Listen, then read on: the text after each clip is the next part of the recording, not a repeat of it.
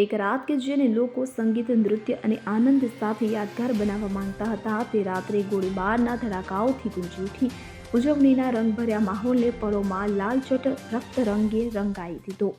ખુશીની ઘડીઓ અચાનક ચીસો અને ભયમાં બદલાઈ ગઈ. આ દુર્ઘટના ગુઆનાઝપુઆટો રાજ્યના ઇરાપુઆટો શહેરમાં બની હતી, જ્યાં સ્થાનિક લોકો સેન્ટ જ્હોન બાપ્ટિસ્ટના પર્વના ભાગરૂપે સંગીત, નૃત્ય અને મસ્તી કરી રહ્યા હતા. પણ અચાનક આવેલા બંદૂકધારીઓએ અંધાધૂંધ ગોળીબાર શરૂ કરી દીધો. સામેલ લોકો ગભરાઈને દોડ્યા, જેના દ્રશ્યો સોશિયલ મીડિયામાં વાયરલ થયા. સ્થાનિક અધિકારીઓના જણાવ્યા અનુસાર આ હુમલામાં અત્યાર સુધી 12 લોકોના મોત થયા છે, કે જેમાં એક સગીર બાળક પણ સામેલ છે.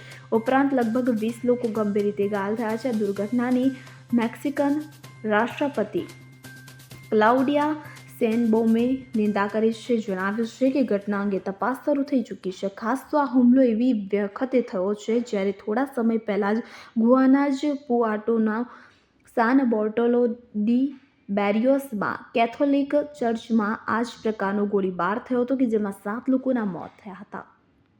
Bureau report CN24 news. હવે જુઓ દેશ દુનિયાની તમામ ખબરો તમારી આંગળીના ટેરવે. ઉઠાવો મોબાઈલ અને Google Play Store પરથી ડાઉનલોડ કરો અમારી CN24 ન્યૂઝ મોબાઈલ એપ.